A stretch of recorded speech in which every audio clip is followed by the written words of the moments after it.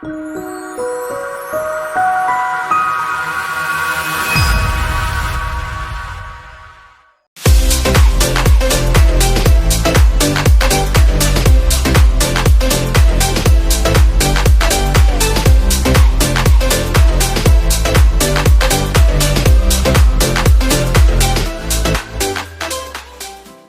you so much, everyone, for joining us today. My name is Alfredo. I'm the president of Looking for Leaders.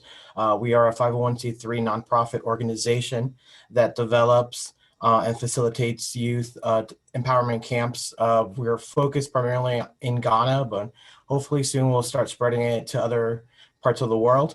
Our primary focus on these camps are gender equality, health, and education.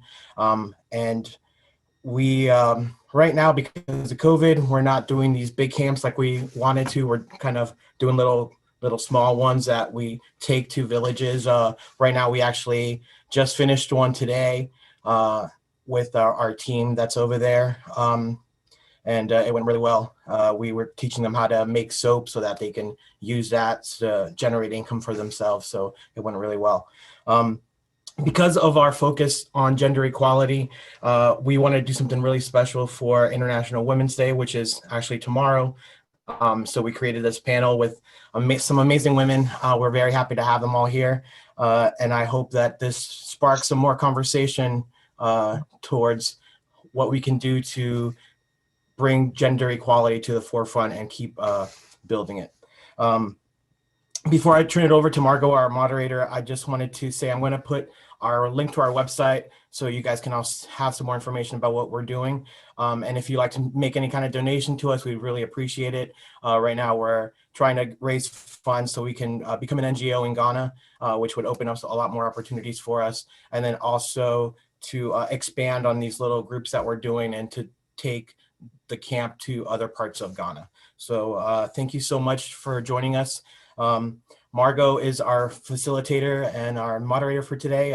Margot is in AmeriCorps Vista in Arizona, and she's also a return Peace Corps volunteer from the Ukraine. So thank you so much. Margot, take it away. Hi, thank you guys so much for coming. Before we get started with the fun stuff, some basic housekeeping. This is being recorded, so if you do not want to have your face shown, go ahead and turn off your camera. And we also it's going to be an hour and a half with a half-hour question and A. So most of you are going to be muted until the last minute. If you do have any questions, you can message me or Alfredo in the chat or the group chat, and we'll ask it. But most importantly, just try and save your questions for the end, but please ask if you have any. So let me introduce our panelists. So our panelists are going to introduce themselves, talk a little bit about themselves, and I want them to say one person who inspires them to be a strong female role model. So we'll start with Mary, if you want to go ahead and introduce yourself. Hi, good afternoon and good morning and good evening, everybody, given the different time zones. My name is Mary Loveland, age of 4. I do go by Mary. And I am a mental health practitioner at an organization here in Minnesota called Kesma Flame Lily. I also serve as the marketing director for a nonprofit organization called the K.A. Amisa Foundation. It's a Ghanaian organization that's both registered in Boston, Massachusetts, and in Ghana. And that's actually how I connected with Alfredo because they do similar work in Ghana. So there's talks about partnership there. And then recently this year, my family and myself started a family brand that's it's a social enterprise that's aimed at connecting families together through electronics, clothing, and consultation. But when I'm not doing all those great things, I like to wind down or, self-care through music, dancing, and, eating some chocolate. That's a little bit about me. Hey, Mary, Yes. who is a strong female role model in your life or growing Yeah, up? I was gonna mention that. Okay. Gosh, I was raised with 8 women, so I don't know if I can name just one. My mom has eight sisters, and I grew up with all of them being around me. But I think the resounding thing that I can see among all of them is hard work, right? And that's been the thing that's inspired me to keep pushing forward. But of course, my mom will be the strongest one that has inspired me in my life as I strive to be like her in many ways. Thank you. Awesome. Thank you, Mary. Now I would like to introduce Jennifer. Jennifer, would you like to tell us a little bit about yourself? Yeah, so hi everybody. Thank you for coming today. My name is Jennifer Duncan. I am a recent graduate of the Tulane School of Public Health, and I'm currently in Kentucky working as an epidemiologist on COVID-19. And starting next week, I'm also going to be doing a fellowship with the United States Agency for International Development for HIV PrEP rollout in a couple of different countries. So I have my hands in a couple of little different pots right now. My main passion is sexual and reproductive health. So I'm really excited for this fellowship. And the strongest person, the strongest woman in my life would be my mother, who's on right now. Hi, Mom. She's such a hard worker. She has always encouraged me to follow my dreams, no matter where they lead, even if sometimes they take me away from her from time to time.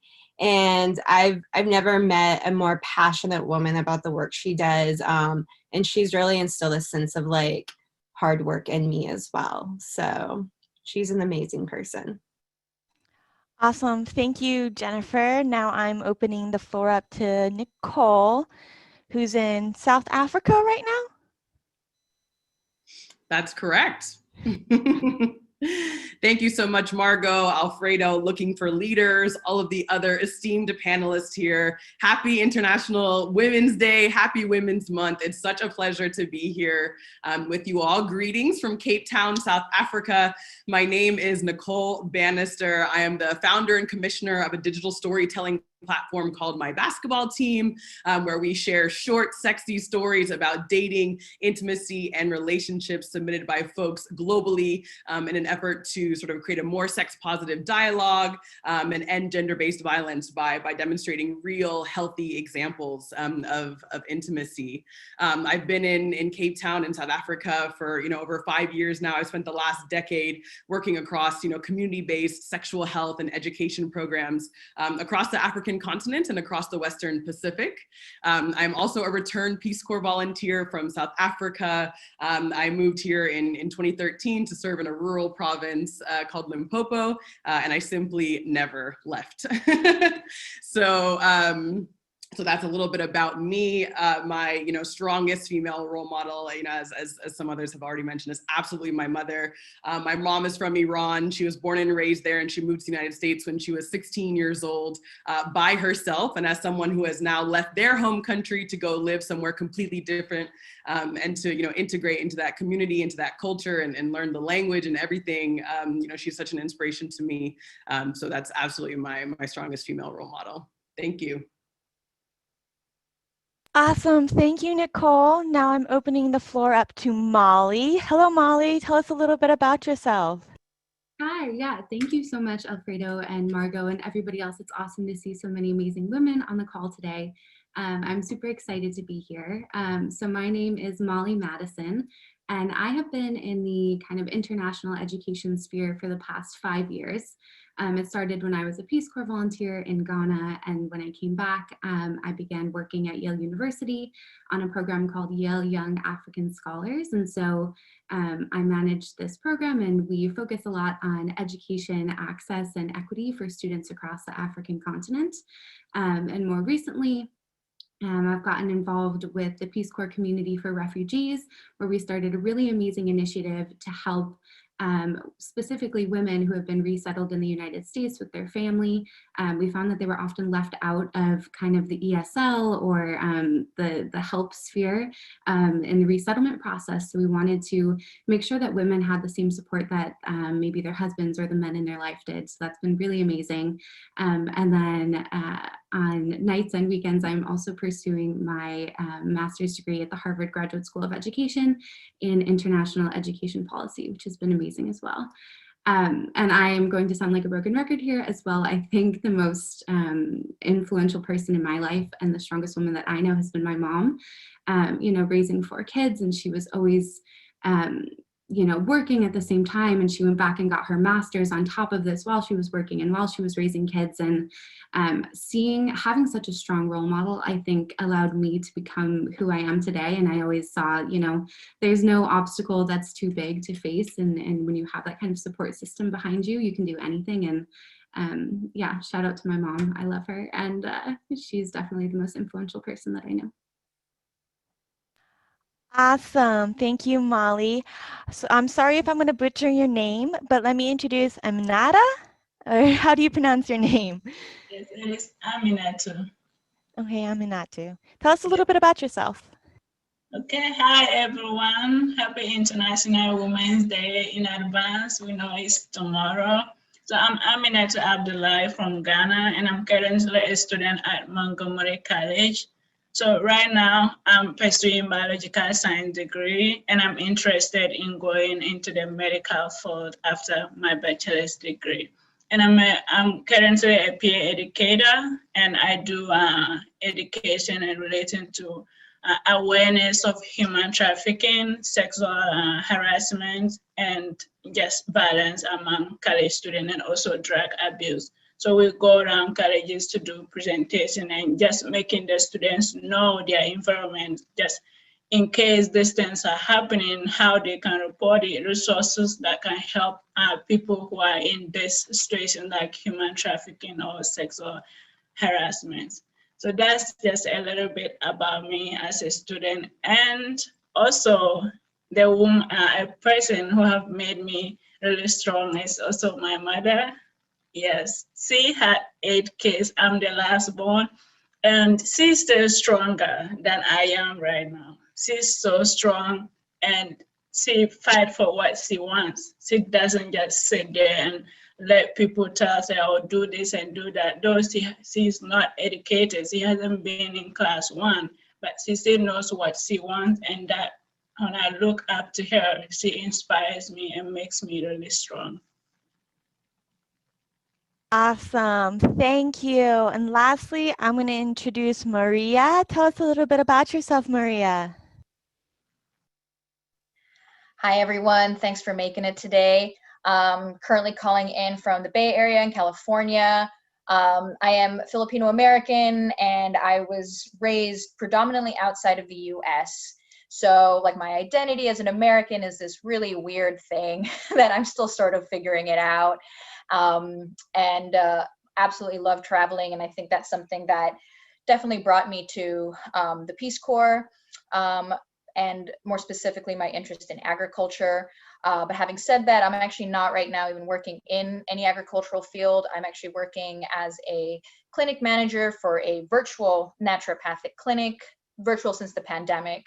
And it's been a really interesting area to be in right now, especially although I don't consider myself a frontline worker in any sense, it's still been fascinating to be in that realm, and seeing how that's affecting people here in the US, and then of course seeing how it's affecting the rest of the world, as I'm still very much in touch with my friends in Ghana.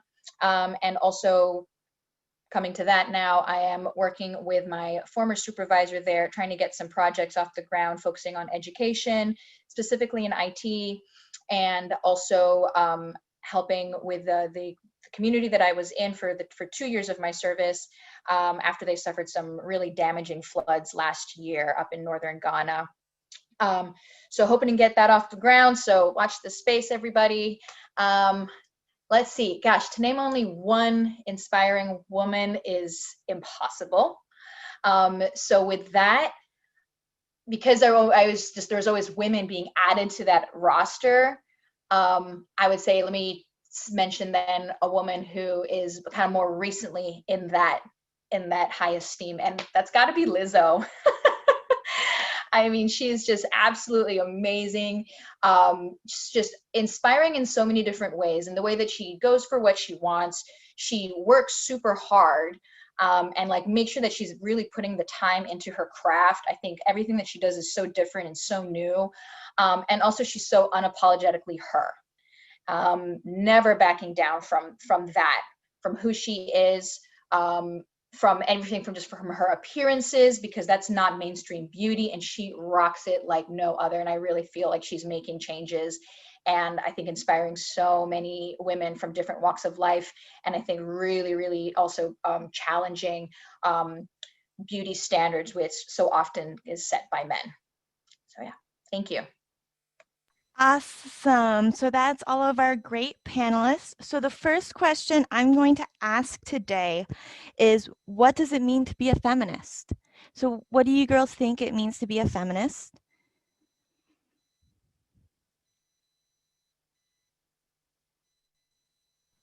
I will go first. So first thing I want to say about just a feminist, I just want to say that a feminist is not a female. That's one thing. Most people just, when you say feminist, most people just relate it to a female. But to me, a feminist is the idea, is the belief of someone who is doing a work to make the life of a woman and a man, both sexes, equal, the rights and the opportunities we get. So to me, being a feminist just means someone who is doing something, any person out there who is working or who is just doing something little. It doesn't have to be a big social movement, something little that actually tells the society that what you're doing to women is not right. We need to correct this. And that is what I think a feminist means. I'm just going to jump in off of that because I also agree. I think a lot of times modern feminism is equated to cisgender white women and what it means for them to have equity or equality. I actually prefer the term equity because, as we all know, like equality versus equity, not everyone has the same backgrounds and needs the same resources to be equal. And I think that we really need to turn that conversation around to be focusing on women overall, people that transgender women, non-conforming gender, women of color, like really including those people in the conversation that have been left out for so long. Building off of what Aminatu and Jennifer have both said, you know, for me to be a feminist is someone who is perpetually encouraging, you know, equal rights, equal responsibilities, and opportunities for women as for men or for anybody else. And specifically, sort of building off of Jennifer's point, a feminist is someone who acknowledges the intersectionality of women.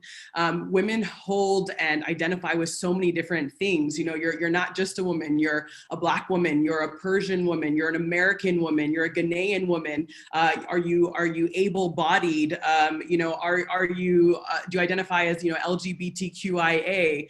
And so for me, you know, someone who's a feminist has to acknowledge that while yes, we all similarly can, you know, identify as women, there are multiple different identities that we have to hold, and that then sort of, you know, makes us as women respond and react differently in different situations.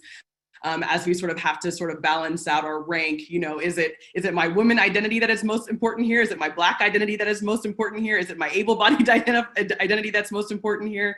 And so, you know, for me, you know, true feminists really acknowledge that intersectionality, you know, and sort of, you know, acknowledge that women are not a monolith, we're not a homogenous group, and that, you know, womanhood is shaped and defined by a plethora of different and very complementary identities. So, you know, feminism to me really acknowledges those, you know, diverse and dynamic experiences of women and honors them and honors all of those unique contexts. Absolutely. If I can just add a little bit onto that, is yeah, it's that inclusivity. And what's so fascinating about feminism, right, is that it has totally, it's not what it was 50 years ago anywhere in the world, right? And it's continuing to change. And I do feel that finally we are shifting away from the time where it seemed to be bad to be a feminist, you know, where it's like someone's had a negative connotations. And it's like, and I think the problem with that is because it says there's femme in that word, people will assume without looking up its true definition that, oh, it's about just women's empowerment, as if it's supposed to be women above men. And it's not about that. It is about equality. And I really like that Jen brought in equity, because that's so important. I think totally also comes into the intersectionality that Nicole's mentioning, because it's all interconnected. There's not one thing that stands alone, nor any single identity that stands alone. We're all absolutely connected. We all need each other, and I think that's finally coming in with this new movement of feminism and what it means to be that in 2021. I love these working definitions of feminism, and I think that everybody has such amazing views on this. And I love the piece about equity and equality, but you know, emphasizing the fact that feminism looks different to everybody, and different cultures, feminism looks different, and there's no right or wrong way to be a feminist. I think sometimes, as long as, you know, you're being true to what you believe and what you think. But something that I have come to realize in the past few months looking at, you know, what it means to be a feminist, I think there's a piece about dismantling the idea that men are the default. So I was recently listening to a TED Talk by Chimamanda Ngozi Adichie, and she has this really great story, or well, a sad story, when she's in a parking lot and she goes to give a tip to a parking attendant who had done a really great job helping them out. And the parking attendant took the tip from her and turned to her husband and said, "Thank you very much, sir." And that is really a striking story of, you know, why are men the default here when we're talking about feminism? It is this equality and equity piece, but also breaking down what is normal and being able to take those moments and call them out, right? I think there's a piece where you can say, like, you know, use everything as a teaching moment to understand, you know, why did this happen, and why is this maybe not the right way to go about things, and how can we make men not the default? Women can be the ones giving the money too. Women can be the CEOs, the headmasters, the people in position of power. So I think that's a piece that I've really been taking into my own work over the past, you know, year or so, of understanding what being a feminist means to me.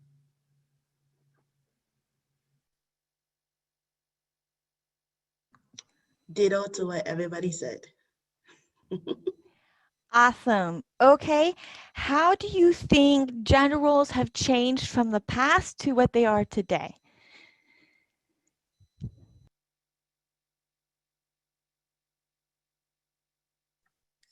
I feel like that's a really loaded question, because gender roles in society, they differ across like cultural, geographic, socioeconomic conditions. So what gender roles look like for one society, it's not going to look like. So it's a really large question to tackle. And I'm not How really, about here in America? that's How very- has it changed here in America? Someone want to jump in on that? Okay. I think kind of relates with the question about feminism, as women are working to understand and push for their rights.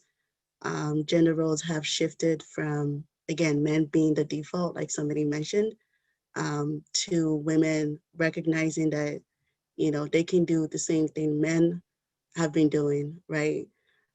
Whether it is taking care of the family or being a mechanic. It's not always just the women being the caretakers, being the nurses, the teachers.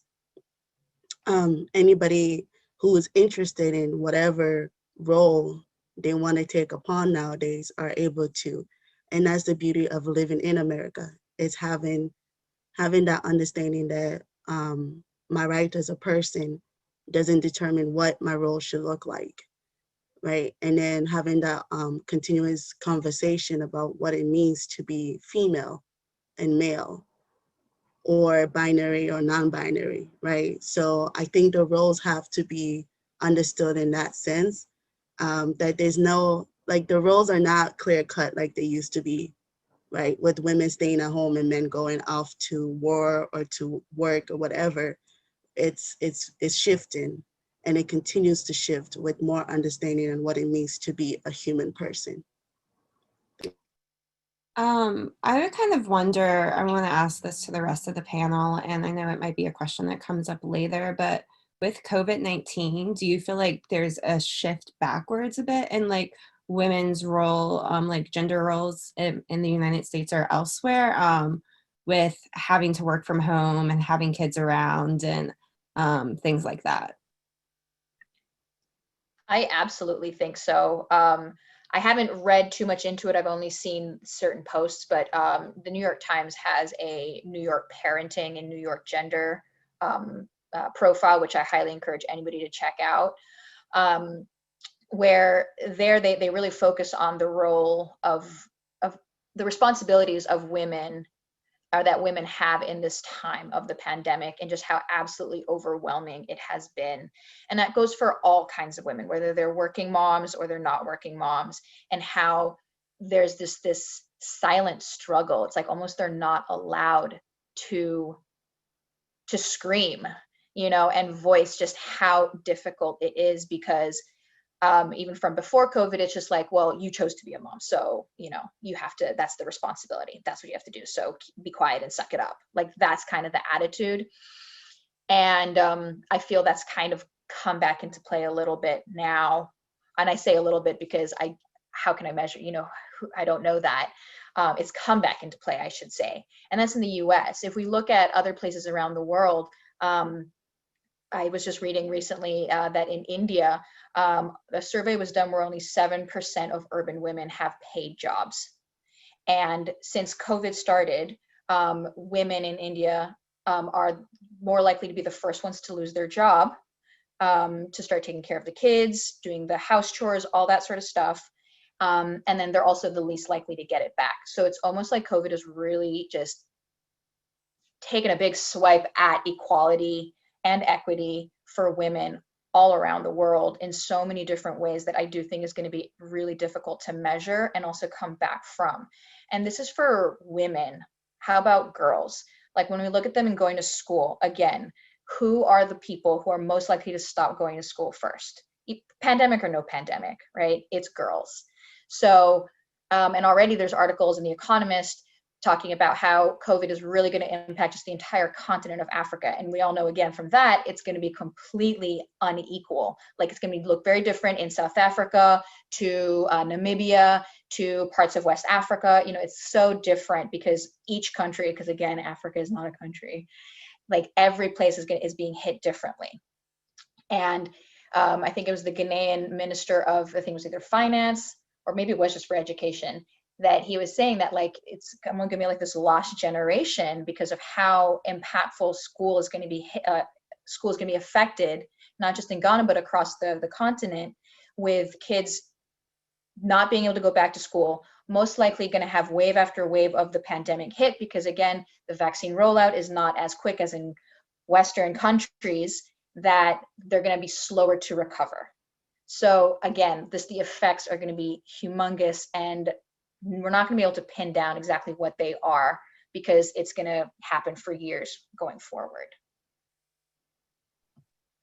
I really like that Maria sort of made this distinction around like paid jobs and unpaid jobs, because when I think about the COVID-19 pandemic, you know, it is, you know, without question, the disproportionate amount of the burden fell on women, right? And it's this idea that women have a number of jobs, right? Women are homemakers, women are teachers, women are chefs, women are gardeners, and many of them around the world do all of those things in the home. And those are all jobs, but they're not paid jobs, right? So then you have this situation where, you know, where everyone is encouraged to stay at home and stay indoors, and, you know, stock up on food and do all these things. And again, you know, a lot of that burden then falls onto women who have historically held those sort of roles within the household.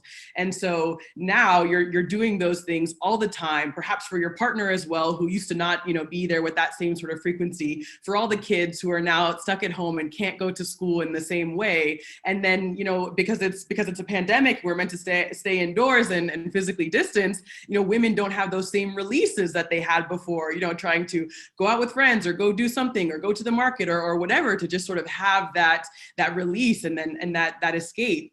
So I think it's been a really interesting time. And you know, I don't think that we've gone sort of backwards in terms of gender norms, but I think that the pandemic has just sort of really highlighted, you know, the disparities and the inequalities in terms of women's roles and men's roles, particularly within the household, you know, and what that means. You know, I have a number of friends here in South Africa, male friends, who all of a sudden are now at home all the time, and they're, you know, they're on daddy duty now. They're the babysitters all of a sudden, and they've never had to do this before. So in that sense, it's become this thing where we're sort of beginning to see this more sort of equitable distribution of labor, because you're at home too now, like where everyone's at home. So how can we sort of distribute these roles and responsibilities in a way that's more equitable? You know, but then at the same time, women and girls are now stuck inside of households that are potentially not safe for them, right? Your you know, the uncle or the father who used to sort of leave and come back home, you know, later at night, is now at home all the time. And you know, that leaves women and girls open to much more abuse, right? Rates of gender-based violence have completely skyrocketed during this pandemic because, you know, men are frustrated because they've lost their jobs and they're at home all day, and you know, the family and the partner might be there to sort of bear their burden. And so it's sort of this really sort of interesting and incredibly complicated and complex thing where when you think about these gender norms and roles, particularly during the pandemic, you know, we've really seen the way that within the household, you know, women are being treated, and most of the time it's not in a way that's equitable, and it's not in a way that's safe. So moving forward and moving out of this, how do we make sure that women and girls are safe, are cared for, and know that, you know, these situations that have sort of come up or been exacerbated as a result of this pandemic, you know, are not the way that their lives are meant to be? How do we catapult them out of that and give them the tools and resources to be able to do that? So very, very complex question there, Jen. Yeah, very complex. Going off of COVID-19, how do you think COVID-19 has impacted the way women receive healthcare?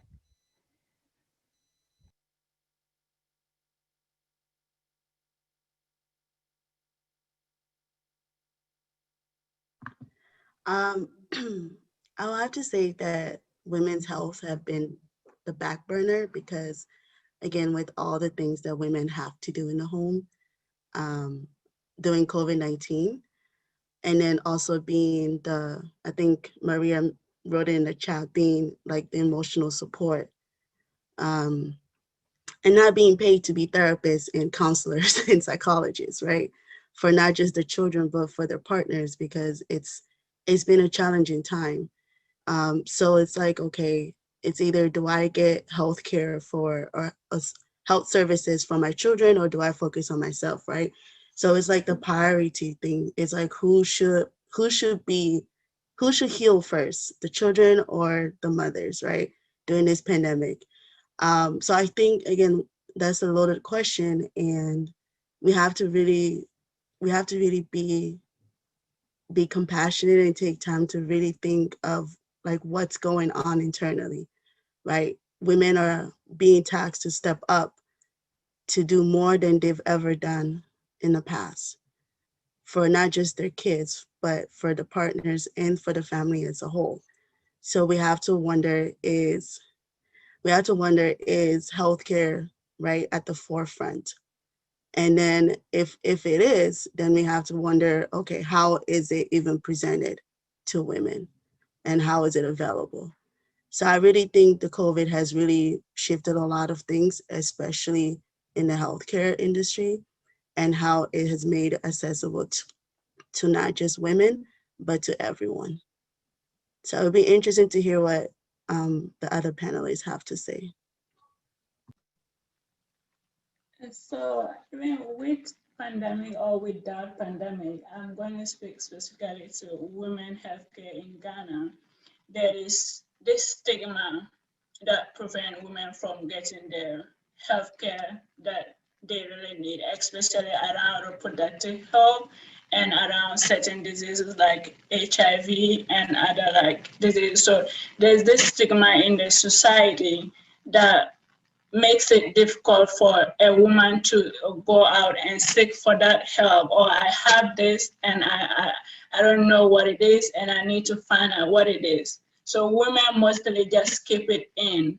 And then adding to pandemic, I think that is going to be even more like the space that was there, making women not to go forward for their help, to get access to help that they need. It has increased. Many women, they'll have their husband around, which they will not even, they wouldn't want their man to know they are even going to hospital. So they will have the sickness, then they will keep it at home. And some of the sickness they have might actually end up taking their lives. Like, so there is this stigma that society have created, and it just makes it so hard for women to go forward and just say that, oh, I need a doctor, I need to check this, because we keep it inside, mostly in Ghana.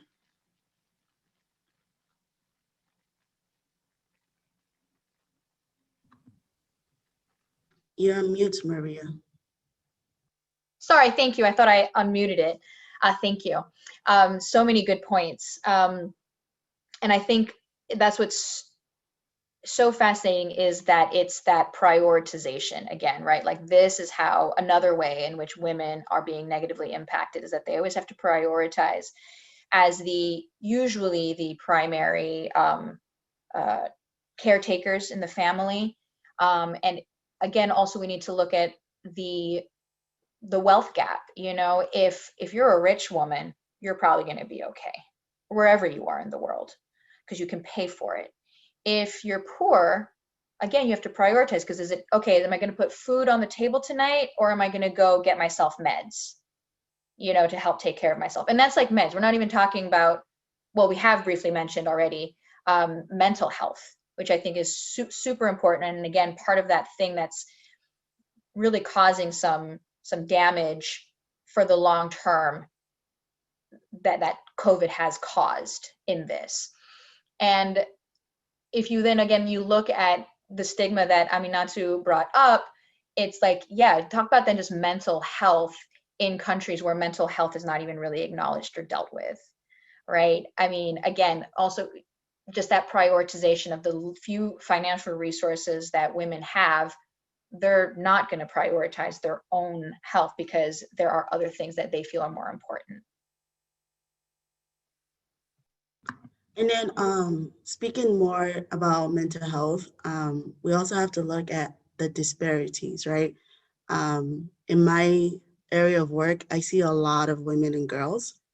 And then so it's like, okay, and not to generalize, but then it's like, okay, the men are not getting their mental health checked into or taken care of. And then they're going back into the home and they're abusing, right? So then it's like, okay, women are not even allowed or given the resources to take care of their health, but then they're being abused. So it's like, okay, it's like a double whammy, so to speak, right? I can't even care for myself, and I also have somebody who is abusing me even further, and then they pass that along to their children. And so it's this vicious cycle that keeps repeating. Because there's no equity in anything, whether it's healthcare, whether it's jobs, whether it's wealth, right? It's either one or the other.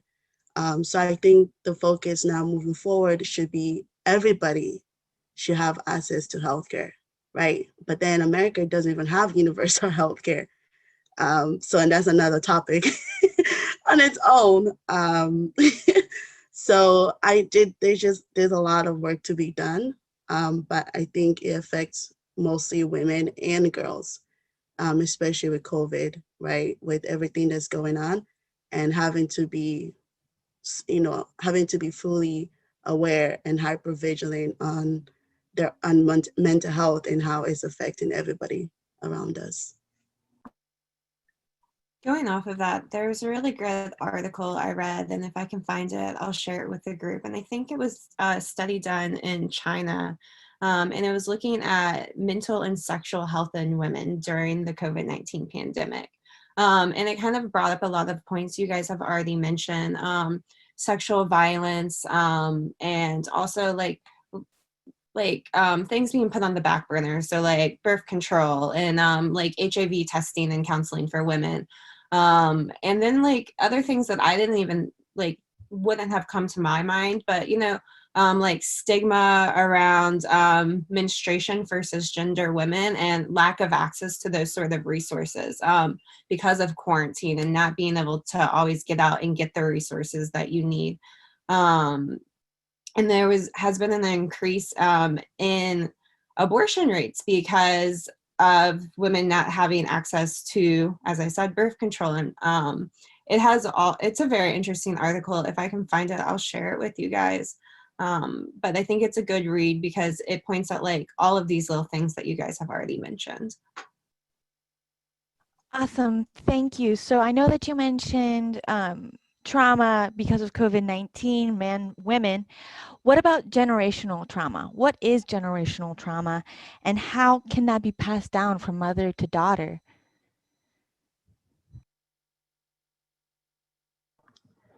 Okay, I was prepared for this question because that is a bulk of my work as a mental health practitioner. That's actually one of my niche because I focus on children, right? And because they're the ones who get the brunt of generational trauma. And generational trauma is still being researched, is still being developed.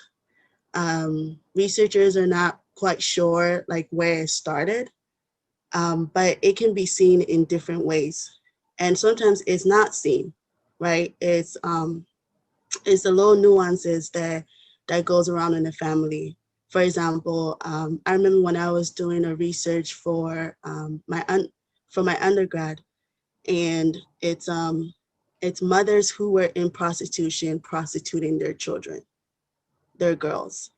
That right there is one of the glaring generational trauma, right? It's all they've known all their lives, and that's the only way forward that they know. But if somebody was to come in before they have children to assist them to say, hey, right, this is not the way forward, right? And do it in a way that is empowering. And then when they have children, they wouldn't raise their daughter to go into that field, right? Not to say that prostitution is a bad thing. I am all for people making decisions based on what they want for their body and their life. But it's just like understanding what the trauma really is and then finding a way to stop it so it doesn't keep getting passed on from one generation to the other. So generational trauma in a nutshell is passing on trauma from one generation to the next. It could be mothers to daughters, mothers to son, is parents passing on their own trauma, their own struggles onto their children and not really getting the help that they need in order to stop that generational passing of trauma. And it's a very devastating thing because, with everything that we can inherit from our parents, trauma is not one of them or shouldn't be one of them. But we see a lot of children suffering with things that they don't even understand because they inherited it from their parents. And the parents not really understanding what they're going through. They keep passing on in the baton, right? And the cycle keeps on going. And then Aminatu talked about Ghana. There's countries who don't even know that trauma exists, that mental health exists. So they are passing on these illnesses, these diseases onto their children without having the full understanding or even accepting that themselves are struggling. So there's a lot of work to be done there. And yeah, I'm just gonna leave it at that because I can take up the whole hour and a half talking about that. As it is something that I struggle with personally and professionally, to find ways to combat it, right? So if somebody is seeking help, we really need to support them because they are the chain breakers. So yeah.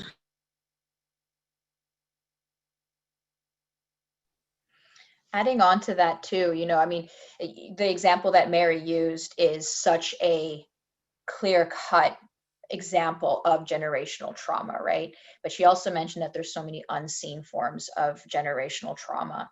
And I think those are the things that sort of are part of these larger trends that we do see in the world, like, again, the beauty standards of women, right? And so it's not always just, oh, it's a mother passing it on to the next generation. It can also be societal norms that then we all believe. So therefore it's like, again, how is it that you're identifying where this is coming from and how can you stop that so that the cycle can break, right?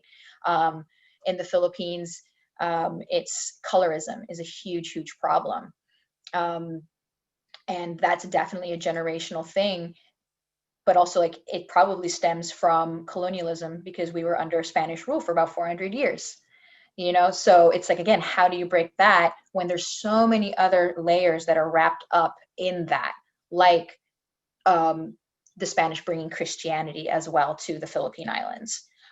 Even just our name is a sign of, is a historical remnant of colonialism. We were named after King Philip of Spain, so that just kind of shows just how deep sometimes some of these traumas can run and how just for so long they can be there that you don't even, how can you pinpoint that beginning to then break that cycle?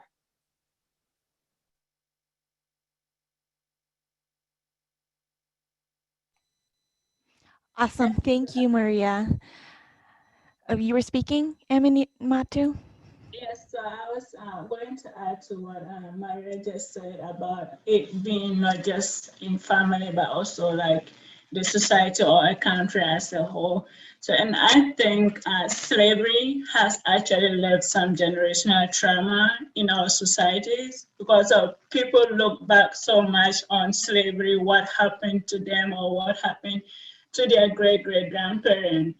And we carry these emotions into our generation now. Though we haven't experienced it, we only read about it, and we still carry those hate in us. And that is what is bringing kind of division in color in our society or even in America today, because you look at the person and say, oh, you are white, you were making my grandfather a slave, but that is not the person. That is not the, but it's just the generation that it is connected.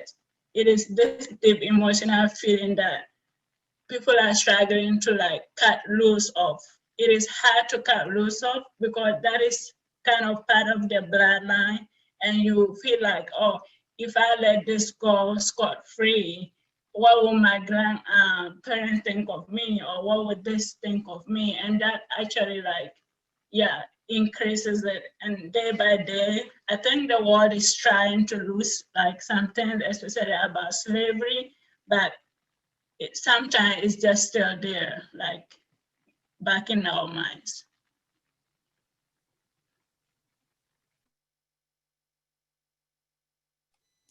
Awesome. Thank you. Shifting gears. Molly, this question is directed specifically for you. What roles of influences do you think teachers play in gender equality? Yeah, so that's an interesting question. And I think that teachers play a huge role. And, we're seeing a lot of issues in schools right now, especially coming out of COVID-19. A lot of students have been at home for almost a year. We know that, more than 1.6 billion students have been disrupted in this learning process. And that's like 91% of people who are in school right now. And when we think about where young people get their ideas about the world. You know, when we look at developmental psychology, we kind of see two spheres. So one sphere is like the home, you know, your family, where you grew up, and that other sphere is really school, because school encompasses, you know, you have your teachers, you have your friends are there. A lot of schools don't just exist as, you know, a place you go to learn, but in a lot of low and middle income countries, schools are actually places where you get nutrition. They're places where you get your healthcare. And so school is really so incredibly important, and the people who are at these schools are important as well.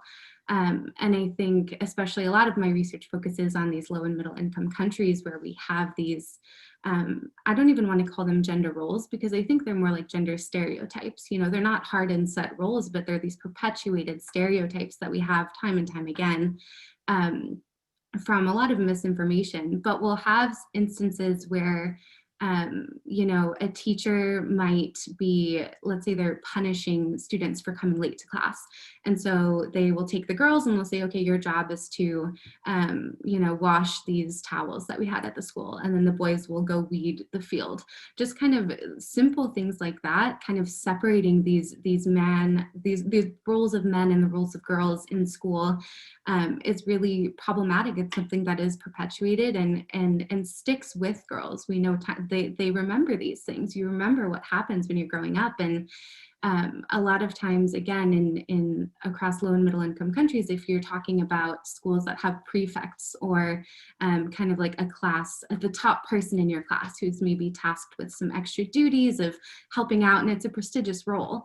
And oftentimes it goes off of test scores. But if you have, you know, a girl and a boy who are sitting there and they have pretty similar test scores, oftentimes the teacher will choose the boy to be the prefect, even if the girl maybe had gotten a higher score. But this boy, you know, he was just on the cusp, so let's take him because he's the boy and he's going to be able to kind of take charge and be the better person in the class. And when these things are perpetuated, that sticks with people. You recognize, okay, I had maybe even better credentials to fit this role, but this boy is being chosen over me. And that's something that I think teachers really, really, really need to pay attention to. And that's why when we talk about fixing things at schools, the role of teacher development is super important. You can bring in really good curriculum, but if you are not allowing teachers to have you know, time to develop themselves and understand how to be a better teacher, we're not going to be able to achieve this equity. So there's a lot of different pieces there, but because school is such an integral part of children's lives, especially in low and middle income countries, it's a place where you get those long lasting ideas of what it means to be a boy, what it means to be a girl, what it means to be a woman and a man, and what you can and can't achieve.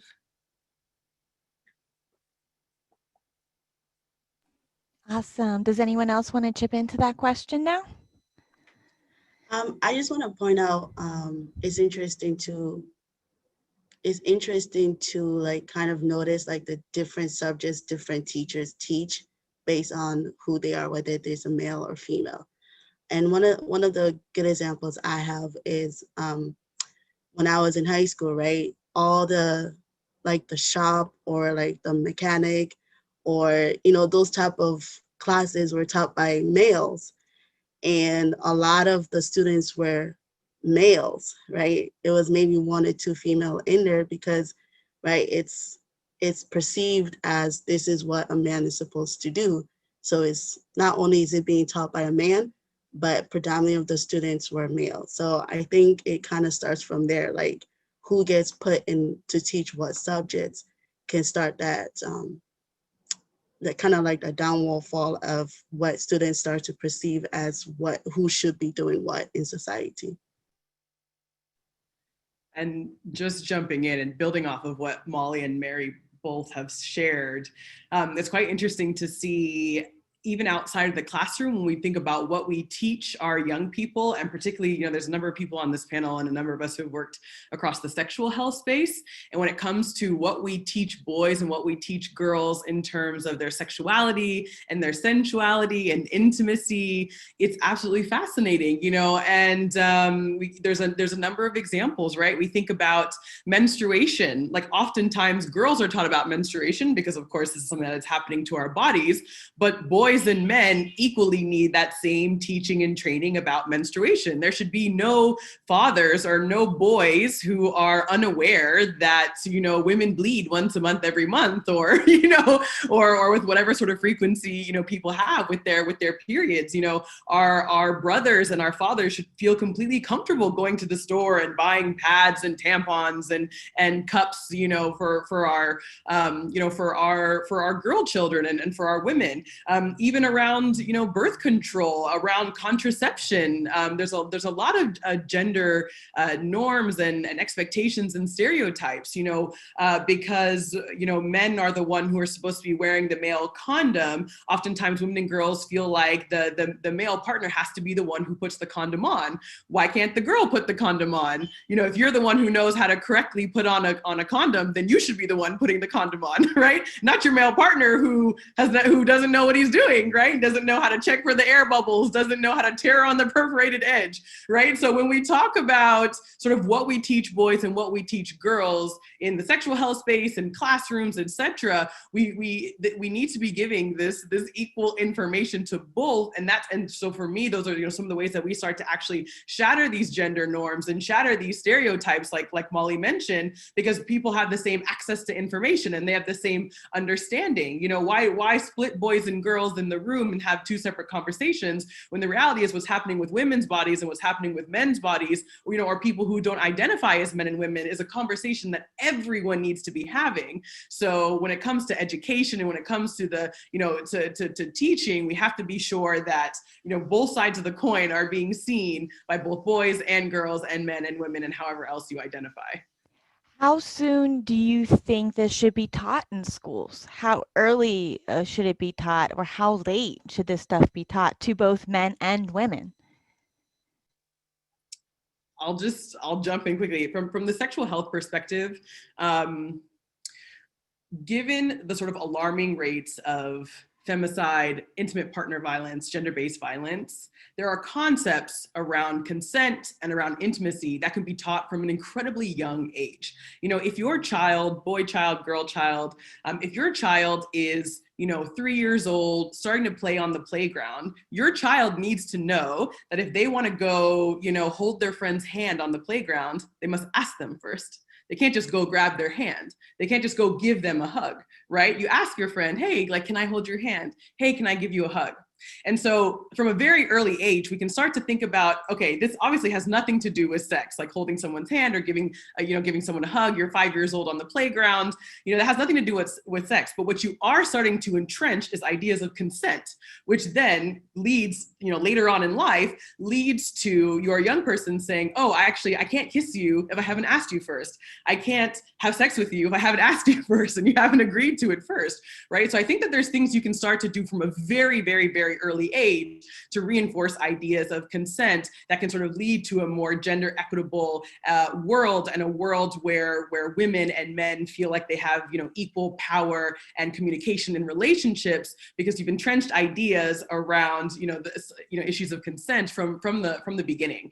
And so I think there's ways to have those conversations with young people, and particularly for parents. And we talked a little bit earlier about sort of like trauma and conversations and sort of what goes down from parents. The reality is that a lot of people around the world are not having intergenerational conversations about intimacy. Parents are petrified to talk to their kids about sex, and grandparents are too. And it's not oftentimes that we can have open and honest conversations with our moms or our dads about things that are critical, like masturbation or a healthy sexual relationship or asking for consent. And so when we can start to have sort of those baseline conversations earlier on, maybe your young people, both boys and girls, then feel more comfortable to speak with their parents when they're concerned about something or when they don't know what's right or what's wrong. And so for me, those are all pieces that sort of maybe, you know, fall more into the sexual health space, but then all leads back to healthy relationships, shattering gender norms, ending intimate partner violence. And we need to start having those conversations much sooner rather than later. Nicole, I kind of want to jump off this, and I might be going on a tangent here, but kind of leading to sex positivity. And I feel like a lot of times we put each other down when we're talking about sex. Like there's a lot of names that women can be called, and we call each other at times. So it's really, instead of having that sex positivity to be like, it's okay to talk about this, it's normal, and sex is fun, sex is great, and not putting each other down, but really lifting each other up when we're having these conversations. And I think that goes for both men and women. But this question is for Nicole. How do you have those conversations in societies that cannot even talk about these things? You know, I'm happy to respond, but I would love to hear from some other folks like, you know, Aminatu, or I know that many of us have international experience here. And so, you know, in my experience, you know, like I said, for the past nearly 7 or 8 years, you know, I've been working across the African continent, having these conversations. Cameroon, Ghana, Equatorial Guinea, Malawi, Botswana, Namibia, Zambia, Zimbabwe, Mozambique, you name it. I've been working in these places, and historically, these are places where you can't have those conversations. You can't openly speak out about sex, about dating, about intimacy. And so for me, it's really about creating safe spaces where you make people feel comfortable, where you make people know that their voice and their opinions are valued and heard, and that their questions are not strange. Their questions are not, they shouldn't be sort of made to feel like they're inferior or like they're less than. Like, it's okay if you don't know the answers to these questions. And sometimes those have to happen in really small, intimate, single sex settings, you know, in order for those things to happen. You know, that's the reality. And other times, especially with the younger generations, you know, particularly like across Africa, people are so young, so vibrant. Everyone has access to social media. They're on Instagram, they're on Facebook, they're on TikTok. Like, how do you leverage social media platforms to then promote, you know, healthy dialogue, you know, about topics that you might not be getting from your parents because they don't want to talk about it because it's so taboo or whatever. So those are, you know, just some of the ways, creating safe spaces and, you know, opportunities for out of the box ways of connecting with folks, whether it's social media or you know, TV, things like that. Those would be some of my suggestions. But I'm super curious to hear what other panelists have to say on that one. Yeah, so, yeah. Oh, sorry, no, go ahead. Amina, go ahead. I'll go after. That goes back to the teaching part of it. So the reproduction, we have to really start it to teach it in the schools, teach the kids. And most of the time when kids learn something at school, they come back to ask the parents. That would then make the parents comfortable to talk about it to the kid. And if as parents get comfortable talking about it to the kids, they're going to become a little bit comfortable talking about it with another parent or with another female partner or even a male partner. So that will help, like, letting the kids know, because most of their restriction at home is that maybe you can talk about sex, but then you can never talk about sex when kids are around. And then this case needs to know. So you can talk about it in secret. You can't talk about it when kids are around, when teenagers are around. And we all know that teenagers are like in there. So it's not something that is hidden, but it is just something that society have made it so hard that you can't talk about it when they're around, but they really need to know. So if we start teaching those people that we categorize as they shouldn't know, then we also will not feel comfortable to talk about it. Two things, yeah. I think definitely creating those safe spaces, absolutely. And I think schools are a great place to be able to do that. But what I see that could be so different, and in many ways, and being easier or more difficult, is where are these conversations taking place? For example, if these are schools in the US, Parents are a lot more involved in that. And I mean, even I remember, even though I went to school in the Philippines, 7th grade for sex ed, we had to take home a flyer or a permission slip to my parents to have them sign it so that I could have those conversations. I could take part in that module of my science class. And I remember even then thinking, that's insane. Like, this is science. Like, it's normal, right? But still, as we know in the US, depending on where you are, even in the US, and what kind of school you're going to, parents can get really, really overly involved in saying, like, you cannot be teaching my child this is inappropriate, et cetera, et cetera. But I think in places, like Ghana, like the Philippines, and these are the only 2 countries that I can speak of from experience where I have some experience in schools, okay, definitely not in any professional way, but just in schools, is that teachers are highly regarded. So if it's the teachers that are passing on that knowledge to the kids, and then kids kind of bring that home, all right, this kind of then starts coming into my second point, whereas that kids can then be the ones to start having those conversations and bringing it up with their parents, and be teaching their parents, and be breaking down the barriers in that direction. And then taking it into an even smaller unit is being the one to have those conversations with those older generations who couldn't have those conversations with you. I've had so many of these conversations with my own mother, whether it's about sexual reproduction or just other things in general. And of course, it's always bringing it up in that non-judgmental way, bringing it up in a way that's empowering, and also not in a way that's telling them, hey, you're wrong, because they just didn't know. So it's about bringing it up in a kind way to talk to older generations to help them also break down those stereotypes, those negative things that they were taught that they didn't know that they could think in another way when it came to those things. So I think that's another way that we can have those conversations, as opposed to always still having that expectation of like, oh, I wish my mom was like this. Oh, I wish my parents were like this. Be like, okay, now we are the lucky ones to have that knowledge and that ability to be able to speak to older generations in this constructive way.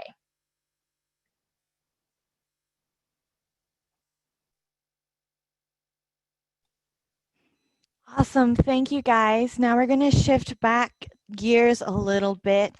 Aminatu, can you talk a little bit about what it was like going to school in another country and then going to school in America and your experience with that? Of course. So my experience with education in Ghana has been completely different from when I moved here for education. But I went to a girls' high school in Ghana, so there is a huge disparity. There's a huge disparity. Like in my high school, I was studying bio, and over 100 students in my class or in my course, we had just one microscope. And then here, when I'm in college, in my lab, I have my own microscope to study the bio, and it is the same course.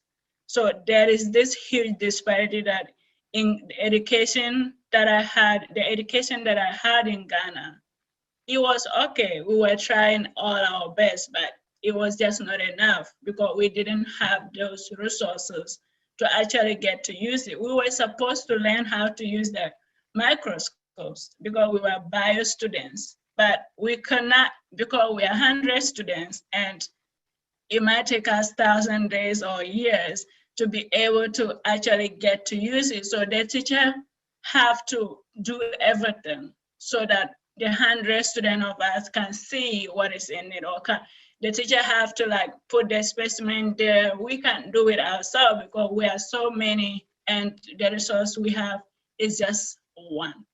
So that part of it, it's really like enlightening. When I came here, it's so enlightening to see that I can do more with my brain. I don't just have to sit back and take all this information in and don't give something out. Like education to me, like in Ghana, it was just like, oh, they are teaching me something and I'm taking it in, and maybe one day I'll do something about it. But here, education is like, they're teaching me something and I'm taking it in and I'm giving something out. like right there. I can like do something with it. I don't have to wait years to do something with it.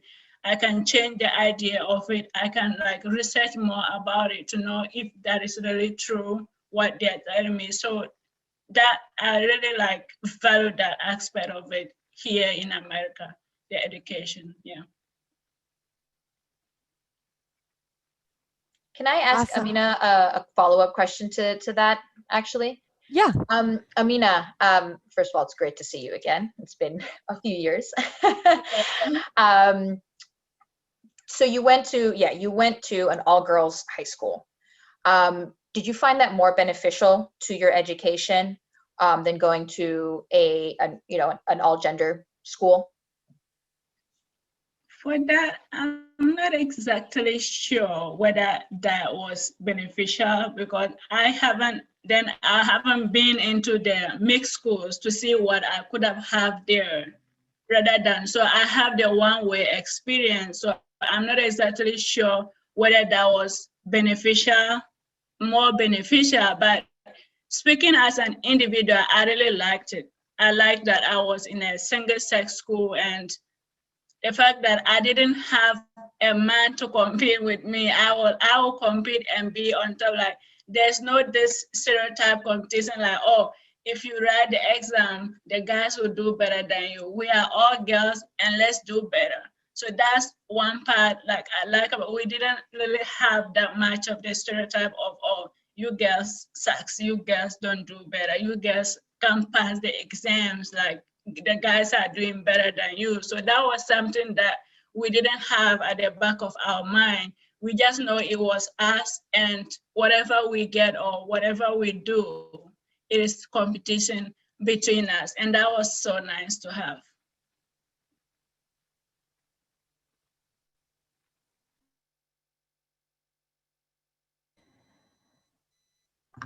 Yeah, I went to a Miss school growing up in Nigeria, and yeah, the competition was stark. Like it was everything being compared to the boys' counterpart, and without even realizing that sometimes the boys have more resources than the girls, right? Because if in a family, I think somebody mentioned it, I forgot who, I'm sorry, but in a family, if there's economic disparities, the girls stay home and the boys go to school.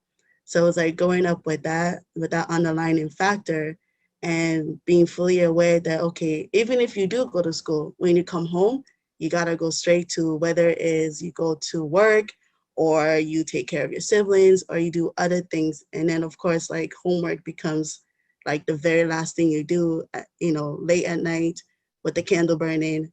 But the boys get a chance to do their work, go and play and do whatever. The girls have additional tasks that they have to do while going to school, right? And then they're expected to compete with the boys in the school. So it's a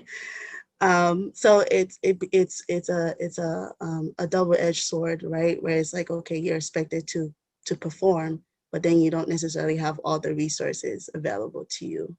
So it's interesting in coming here and having a lot more resources available. To me, that was a blessing. And then I didn't have to compete with anybody. I was competing solely with myself. So that was a good contrast.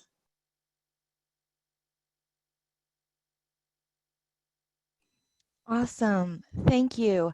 How do you guys think, as strong female role models, how can we help positively change these gender roles in the future to create some of these safe spaces, to create what part of Mary was talking about?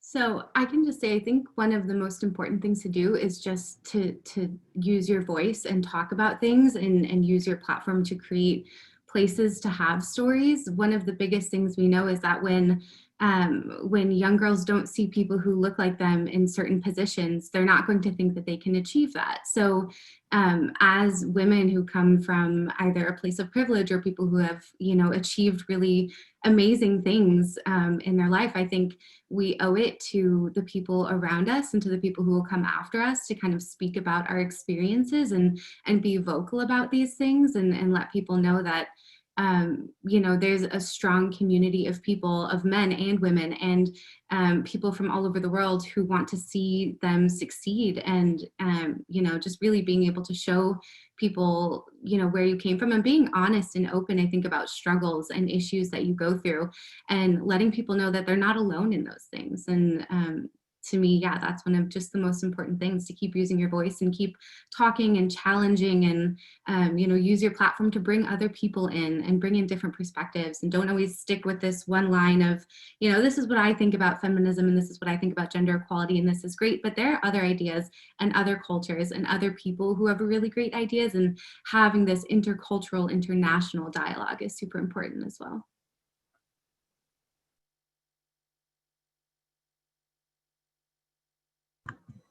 I think it starts with making sure that we're not preaching to the choir, right?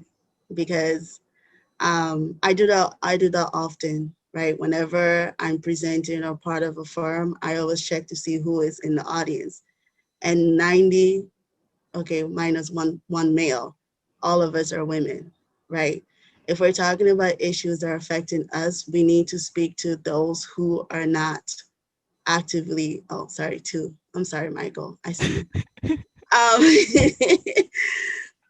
Making sure that we go out there to where the message will make more of an impact versus just talking to women, because we all know what we're struggling with, right? Or there is an assumed ideology that women understand each other, right? But then when there's a discourse happening, a lot of times we get women who are strong in who they are, right? Who are able to speak out. But there's women and men who may not understand the disparities, who may not understand what's going on. And we need to include them in the conversation. We need to make sure that they're included in the conversation. And I remember when we were preparing for this panel, Alfredo was like, well, I don't want to be the moderator because I'm a man. And I remember thinking, well, that's the problem, right? That's part of the problem. That's not fully the problem, but that's part of the problem, right? Thinking that it's a women's thing, right? It's a women's issue. But then women's issue is human issue, right? So- and making sure that people understand that first and foremost, because women give life, right? Without life, you can't do anything. There's a reason why women are the life givers, right? But we don't just give life on our own. The men have a role to play, right? So making sure that there is equity and equality in the audience when we're having these type of discourse, so it can have a full effect on the way to move forward. Because we can't move forward if we're only talking to girls about changing, the equality of this society. We can only move forward by including both boys and girls and everybody, because this is a human issue, not just women's issue. Thank you. That's awesome. How do you guys think that men can be a part, as besides just joining the conversation? How else can they play a role in helping gender equality? Well, he's far from perfect, but it's a good start. But looking at what President Biden has done with a lot of his nominees, there have been a heck of a lot more women. I mean, one of them is, who was it? It's the first, I'm looking for it here. I wrote it down somewhere. I forgot it already, sorry. But she, I think it's the Secretary of the Interior. She's the first Native American woman in a cabinet in American history. So it's like doing that. It's like literally stepping up and just doing the work. is a way that men can be part of this and putting them in leadership positions. Obviously, they have to be qualified, all right? Obviously. But that's just it. There are so many qualified women for so many of these positions. And it just needs to be finally shifting that and showing that it's totally possible. I remember I was still doing my Peace Corps service in Ghana when the 2016 elections were going on, and so many Ghanaian men were just like, a woman as a president, impossible. And it's just like, oh, but it is possible, okay? And that's why it hurt that little bit more that she didn't win. But it's just fascinating because like there are women leaders already around the world, and you can already see that the example that in their leadership has been amazing. We need only to see New Zealand and how they've handled the pandemic with their female president. Absolutely amazing. And also just recently, the first female and African to lead the World Trade Organization, right? That's absolutely amazing. So I'm sure when she was elected and she was voted in, I'm sure a lot of those people in that position were men who were voting her in. So that's awesome. And these are the strides we need to be taking. And so it's great when men can step up to the plate and actually make those changes. And I'll just, build off of what Maria has said, from a super high level, institutional level, that is absolutely correct. We need men to relinquish leadership and share power and ensure that women and women of color and that all sorts of different types of women, however you identify, are like included in decision-making processes, have the same opportunities, like I shared earlier. I think on a very sort of like day-to-day type of level, it's really taking a sort of reflective look at how you move through the world, how you move with your family, with your friends, and men and women both acknowledging, how gendered so much of what we do is. Again, going back to an example from earlier, if you have a daughter and she needs tampons or pads, you as the father can go and buy them. And that's okay. If you have a baby and you need to go do your groceries, you can take your baby with you. You don't have to sort of leave that baby at home with the mother. You as the man can do that. If your girl child says that she wants to play American football, then you say, sure, sweetie, like let's help you out.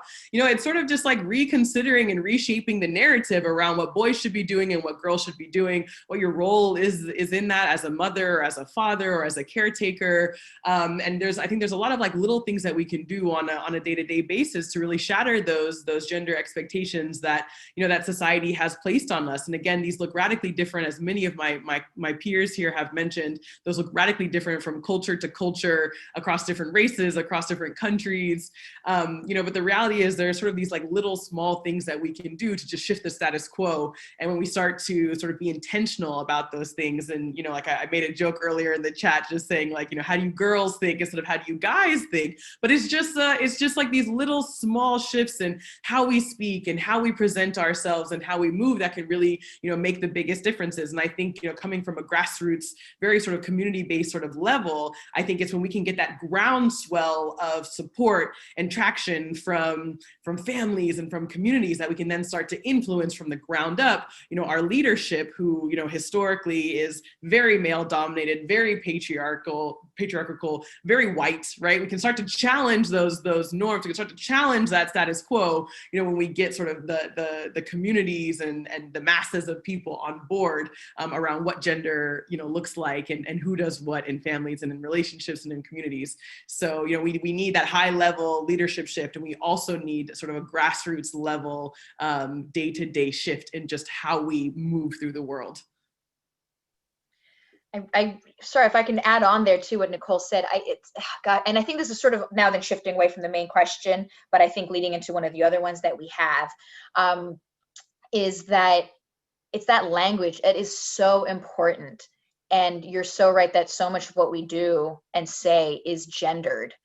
And how anything that is supposedly female or has female characteristics is seen as weaker or as lesser than anything that's seen as masculine. Just looking at the term pussy. all right, and how derogatory that is.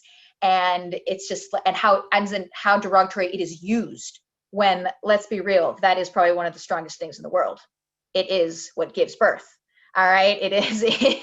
That is what that is. And that's why I loved it so much more too, when I think it was Trevor Noah, he talked about how he's like, I want to be strong like a pussy, you know? And it was just like, yes, like putting that out there into the world as a man as well, and trying to change that narrative already. That is being an ally. That is being a feminist, you know, and totally changing with those words that we use on the daily and what they mean. Or like they say, grow a pair of balls, as if that's supposed to, you know, yeah, it's just take out the gender and say, you know, have some guts or something like that, because we all have guts, you know? So we have to remove the gender from a lot of our language to make it more neutral, and therefore also more inclusive.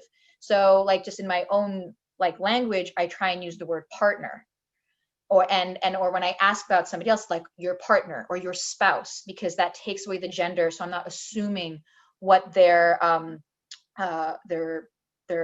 orientation is, you know. And I think those small things can be part of, you know, what we were talking about with that generational trauma before, of how it's like those societal norms. If we change that, it can have that much larger, I guess, butterfly effect, you know. Yeah, and adding on to that, a lot of what I was taught growing up, right, is to be a virtuous woman, right?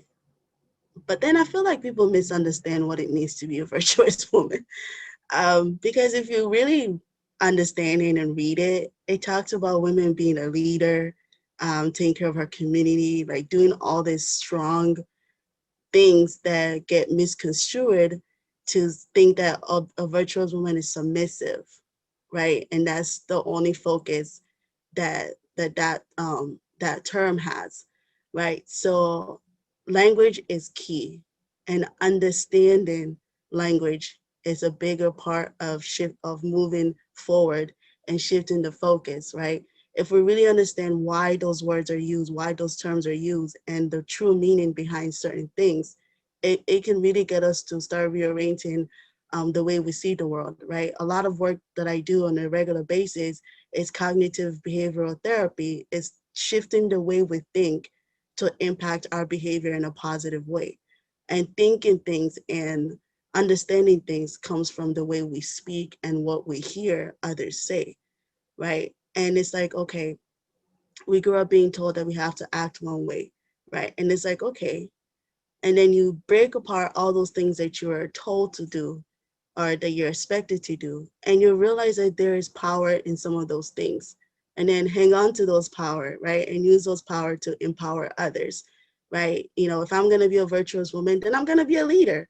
And don't try to stop me because you told me to be a virtuous woman, right? And then letting people understand that that's what it means to be a woman, right? And then truly understanding it and putting that out there, that women are not supposed to be just one thing. We can be whatever, right? And men, you just have to let us shine. That's it. That's all I. Does anyone have any final thoughts or questions before we open it up to other questions from the public? I guess like this isn't well, it kind of goes off what Mary was saying earlier about not preaching to the choir. I know that we do have some men listening in on this panel right now, and I want to hear what you guys have to say about, after listening to all of these amazing women speak, ways that you can uplift women in your daily lives, and things that you can do to support this kind of feminist movement going forward. If anyone wants to say anything on that.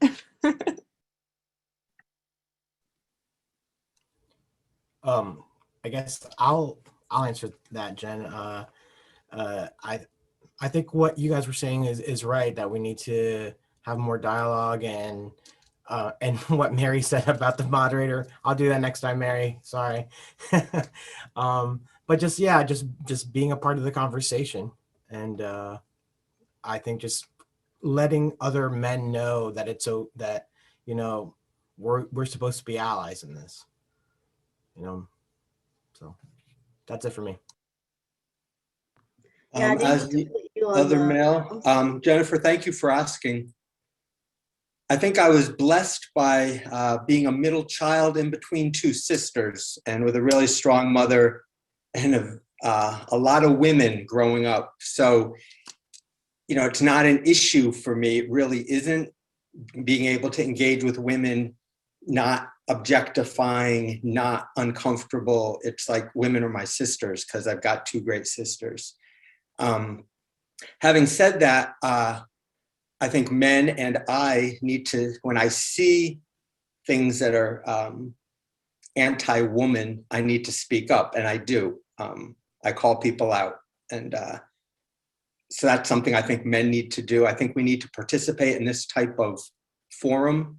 I think we need to listen. I need to listen. I need to learn more. I'm on my pathway to feminism myself.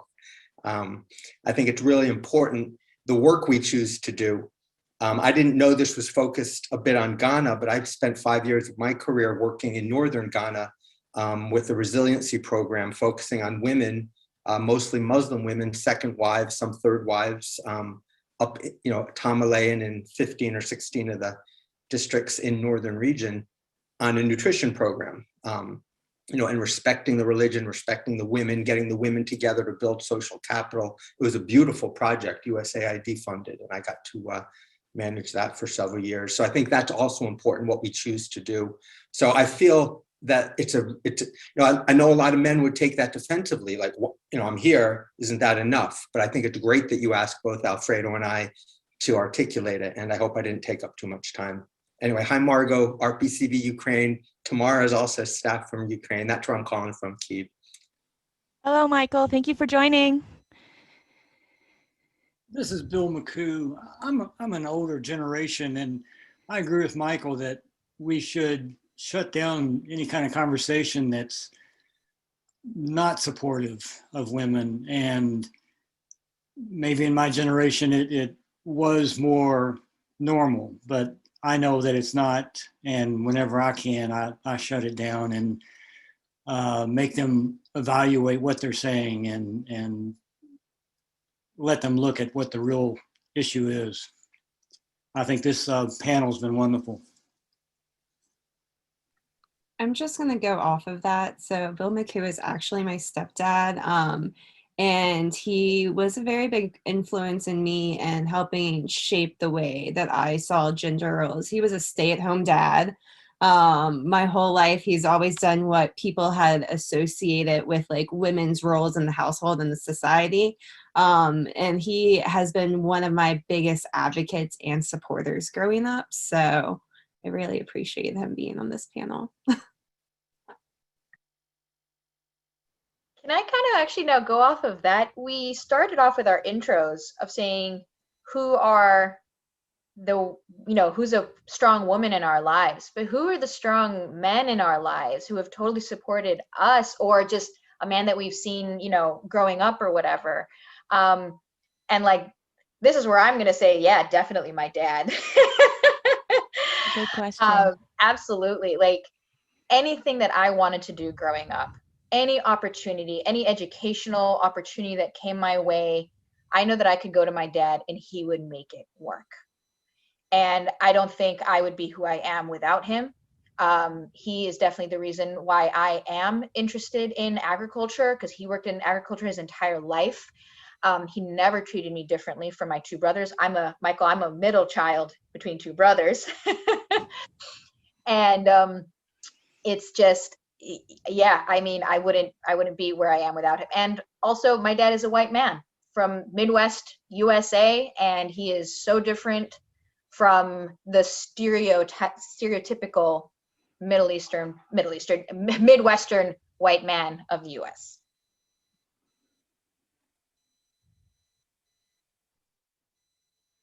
Awesome. Does anyone else want to chip in on that?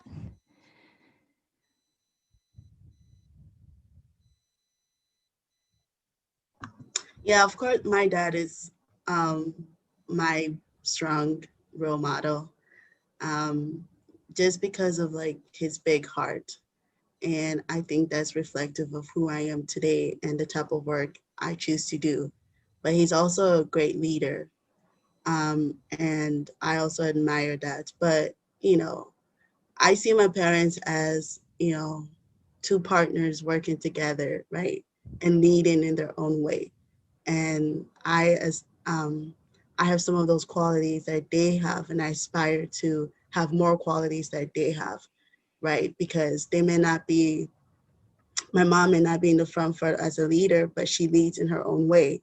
And my dad is like right there leading strong. And so there's beauty in both, right? Not having always been in the front, but always leading from behind the scenes.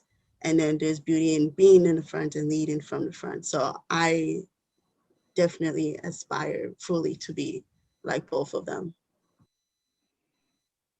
Yeah, I'll say I like this question because I think it's equally important to have strong men in your life and to see that men can support women and not be any less of a man or anything like that. I think you know, when you grow up with either a father figure or you end up you know, marrying somebody who really supports you, that is so impactful. And, you know, my husband, I met him while I was in Ghana, and he's Ghanaian, and he comes from a very traditional family where you might see some more like stereotypical gender roles. But he was the biggest push for me to go back to school and to pursue my master's. And anytime when I'm like, okay, I want to like just be a stay-at-home mom and stay home, which there's nothing wrong with that. He's like, well, you've worked so hard to get to where you are and you're doing this and you're pushing yourself forward. Like, no, you're going to succeed and I'm going to push you there and I'm going to be there behind you. And that to me like means more than anything else in the world, because it'd be so easy for him to be like, okay, like, yeah, go ahead. Like, I want you to take care of my kids. I want you to be like a good mother. But he is like, I've seen where you've come from and where you're going, and that potential is so great that I need to push you there. And that is almost more impactful than another woman coming and being like, yeah, you can do it. Because we all are supporting each other, right? But to see men who are so, you know, such champions of women is super impactful. And I really appreciate my husband for that. Yeah, I think this idea of these, you know, super supportive men who are championing women is so critical, Molly. And, you know, when I reflect back on one of the most important male role models in my life, obviously I have to give a shout out to my dad. Love you, Dad. You're not watching today, but that's okay. Maybe he'll watch the recording. But one of the most, you know, incredible male role models in my life was when I lived in Singapore. I lived in Singapore for a couple of years when I was in high school, and my 10th grade sort of like history / English teacher, you know, was this guy, Mr. Eric Burnett, who had been at the school for years. And, you know, he was the first person who came to me, and I had just been at the school for 1 year. I didn't really, you know, I was new to this sort of international American school context. I was making some friends, and it was just kind of like, it had been 1 year, but that wasn't long enough for me to feel like super rooted yet in anything in Singapore, because everything was just so completely radically amazing, but different. Anyway, he was like, you know, Nicole, he's like, you're so vocal, you're so vibrant. He was like, you should lead the school pep rallies. And I was like, what do you mean? There's 3,000 people in the school. What do you mean you want me to lead the school pep rallies? And he was like, I'm just going to give you a mic. You're going to be great at this. And I was like, I don't even know anybody at this school. Like, I don't even go here, you know? And he just had like the utmost confidence in me. And he was like, no, without a doubt, you can MC this. You're going to be great. You're going to be amazing. And that was sort of the launch of my career, you know, being an MC and a moderator and a panelist and a speaker, you know, which are all the different things that I do today. And it's because this one man, you know, saw this and was like, you would be great at this. And it was that moment where it didn't have anything to do with me being a woman or a girl, right? It's just like, we see talent, we see potential. It doesn't matter what race you are, doesn't matter what your gender is, it doesn't matter any of these things. It's just like, you are an incredibly talented and a tremendous person. I'm going to support you. We need more folks like that in our lives who can say those things to us and just say, we see you and we value you. Go shine and let other people, you know, build off of your shine. That's awesome. I agree with that. There's a question in the chat from Jessica. As an educator and coach, I know I have a lot of influence on young females. I always try my best. As stated at the start of today's panel, feminism may be defined differently from person to person, and I definitely consider myself a feminist. I follow the motto, be the person you need when you were younger. What is a piece of advice you would give to me to add to my influence as an educator to both young girls as well as boys?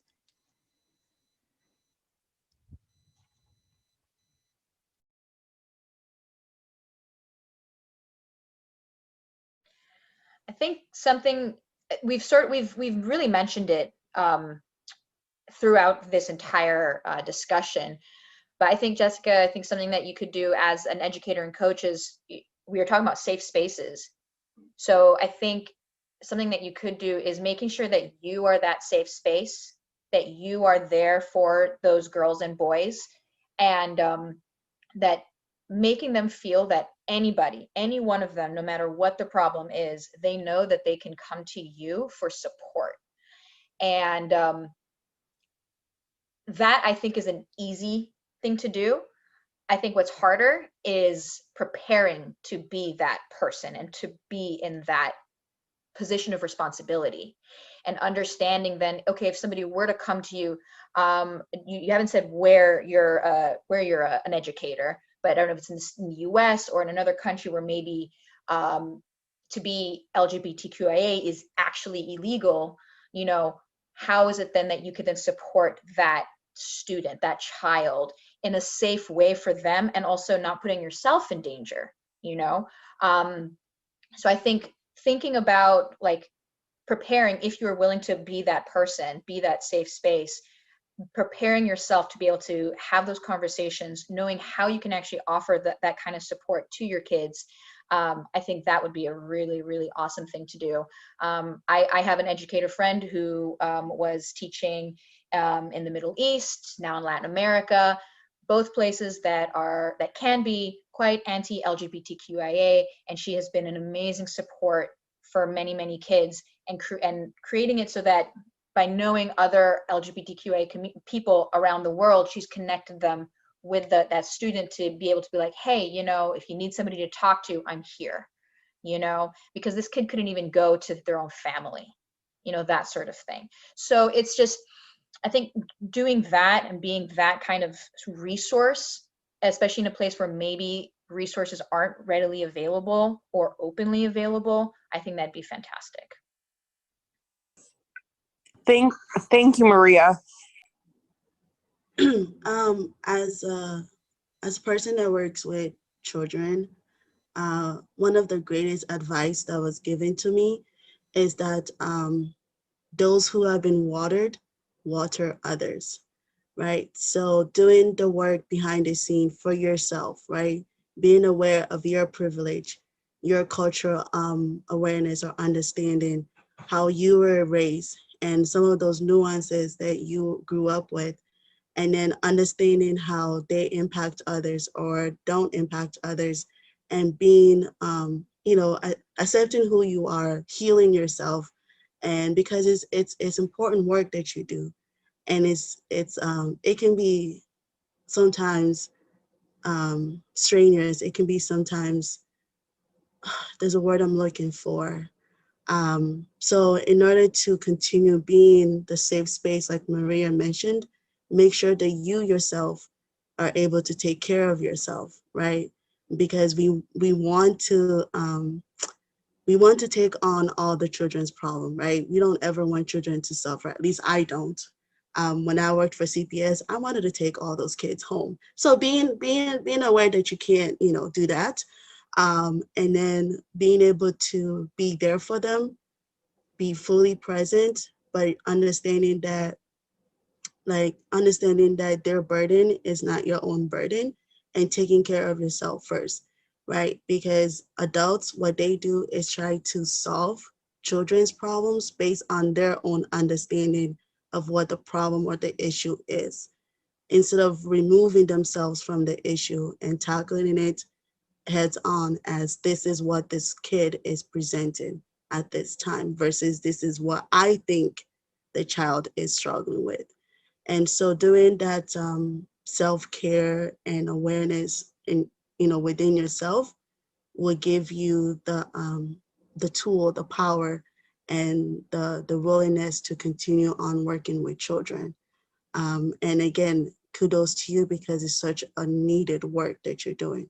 Because coaching, educating, that's where kids start to learn who they are, is by going through those like extracurricular activities, right? Building identity. Middle school and high school is when kids start to learn and figure out who they are, right? So you're doing a very good, impactful work, but please try to make sure that you understand who you are first in relation to what you're doing.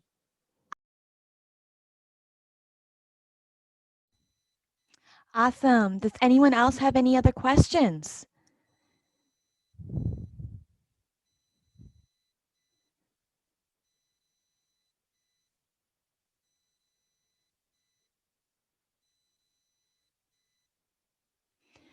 Okay, so I'm going to ask a question.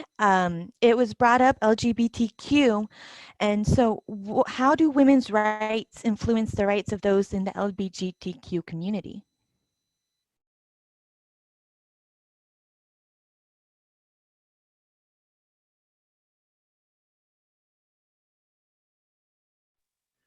I think this is, I'm by no means any expert in this, nor do I have like, the data to back it up or whatever, but we've said it before again already, that women's rights are human rights, right?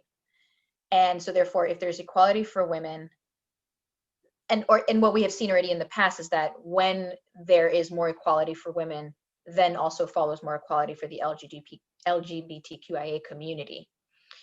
And also, when we look at who are the most vulnerable groups in the world when it comes to looking at the different forms of intersectionality, it is Black trans women. So a woman. So therefore, LGBTQIA rights are women's rights, are human rights. They cannot be separated, and it all comes together.